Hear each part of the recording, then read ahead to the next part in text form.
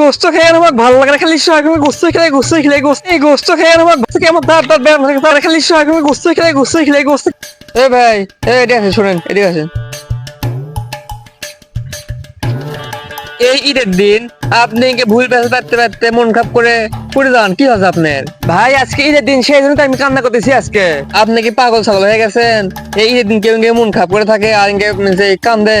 এই ঈদের মাস কি করে দিকে আপনারা কম তো কি করবি হবে ঈদের দিন? মানুষ কি করে মানে কুরবানি দেয়, এই ঈদে হচ্ছে কুরবানি, গরু ছাগল সবাই দিবি, এটা স্বাভাবিক ব্যাপার। ভাই এই কুরবানি গোস্ত খাইতে খাইতে খাইতে আমার দাদার অবস্থা শেষ হয়ে গেছে।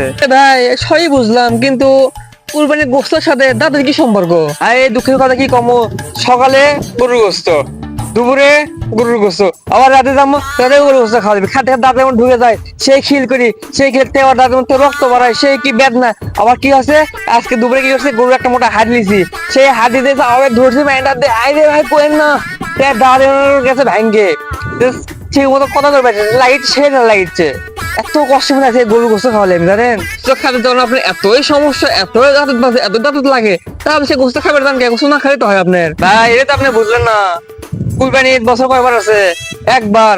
যত কষ্টই হোক গোস্ত খাওয়াই লাগবি, তাছাড়া ভাত কমে যাবি। অনেক কথাই হলো, আবার দেওয়াল আছে, গরু গোস্ত খাওয়া লাগবি, বুঝছেন? আমি যাই।